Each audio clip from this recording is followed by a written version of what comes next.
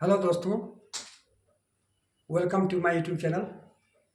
मेरे प्यारे फौजी भाइयों एवं दोस्तों एवं सिविल पेंशनरों, मेरे चैनल पर आपका स्वागत है।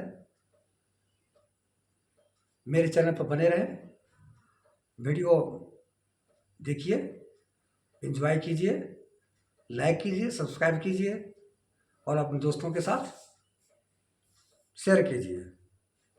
बेल आइकन पर प्रेस कीजिए कि आपको समय समय पर नई अपडेट की जानकारी मिलती रहे और आपको जानकारी मिलती रहेगी हमेशा। इसलिए दोस्तों, मैं आपको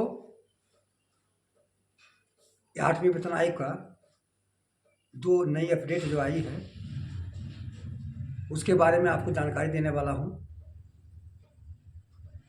पहला है कि डीए जो फार्मूला है हर एक 6 मंथ पर केंद्रीय कर्मचारी को मिलता है। उस पर अब जितने भी तमाम संगठन हैं और NCJCM के महासचिव जी गोपाल मिश्रा जी बोले हैं और महासंगठन तमाम महासंगठन है जो लिख कर दिया है, DOPT को, श्रम मंत्रालय को दिया है कि डीए जो फार्मूला है उसमें हर एक 6 महीने पर नहीं, हर एक 3 क्वार्टरली, हाफ ईयरली होता है, क्वार्टरली, हर एक 3 महीने पर घोषणा किया जाए। क्योंकि 6 महीना पर जो घोषित होता है तो कंज्यूमर इंडेक्स प्राइस आने पर और सरकार को डीए घोषित होने पर 2 या 3 महीना ऑटोमेटिक लेट हो जाती है।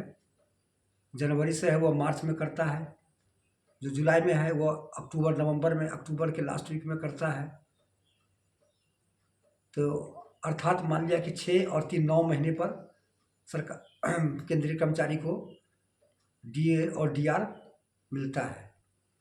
अभी हर एक 3 महीने पर करेगा तो क्वार्टरली, तो इसमें क्या है, बेनिफिट मिलेगी। इसलिए मैं आपको बता रहा हूँ कि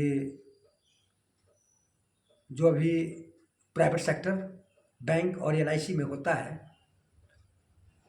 हर एक क्वार्टरली, हर एक 3 महीने पर डीए की घोषणा होती है और करती है। उसी तरह से प्राइवेट सेक्टर बैंक और LIC के तर्ज पर केंद्रीय कर्मचारी भी केंद्रीय कर्मचारी के जितने भी संगठन हैं मांग किया है 8वें वेतन आयोग में कि हमारा डीए फार्मूला में बदलाव होना चाहिए ताकि केंद्रीय कर्मचारी को लेट नहीं हो, समय समय से CPI कंज्यूमर प्राइस इंडेक्स की जानकारी मिलती रहे और टाइमली आपको महंगाई भत्ता डी और डीआर मिलती रहे।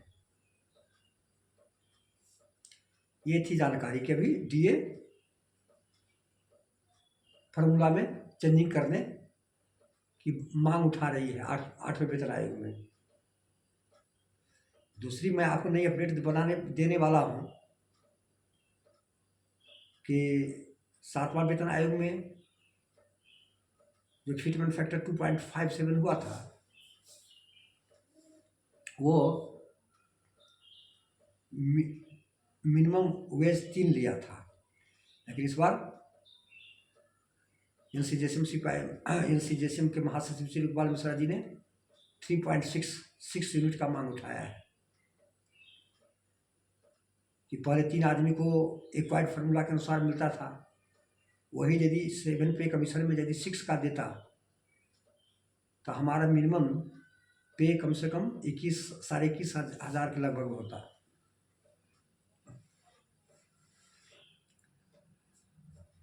इसी कारण से जो फिटमेंट फैक्टर जो मांग किया है 2.86 ऑटोमेटिक, यदि 6 आदमी का जो मिनिमम वेज का एक्वायर्ड फार्मूला से चावल दाल राशन पानी इसका कैलकुलेशन करेगा तो ऑटोमेटिक फिटमेंट फैक्टर में बढ़ोतरी हो जाएगा। ये तो मिनिमम वेज के कारण का बढ़ने का चांस है, आपको बता रहा हूँ। दूसरा है ये क्वाइट फार्मूला के अनुसार। दूसरा है कि लेवल 1 को 2 में मर्ज किया जाएगा, 2 का 3, 3 में 4, 4 का 5, 5 का 6। लेवल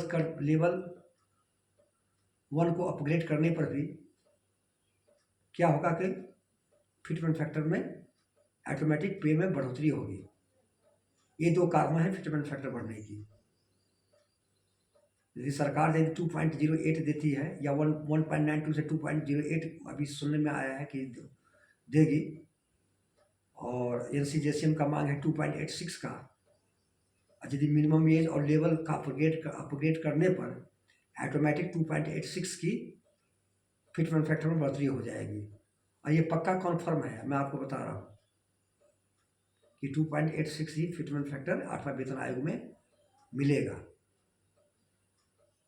लोग विश्वास करें या ना करें, मैं